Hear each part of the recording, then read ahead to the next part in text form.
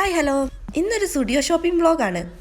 കഴിഞ്ഞ ദിവസം റിച്ചൂസിനും അതിനൊരു ഡ്രസ്സ് എടുക്കാൻ വേണ്ടി സ്റ്റുഡിയോ പോയിരുന്നു. ആവശ്യം ഡ്രസ്സ് എടുക്കലാണെങ്കിലും ഫസ്റ്റ് വരുന്ന സെക്ഷൻ ഇതായിരിക്കും. കുട്ടിയൊക്കെ പോലും ഇവിടെ എത്തിയാൽ എന്താ ചെയ്യേണ്ടതെന്നറിയാം.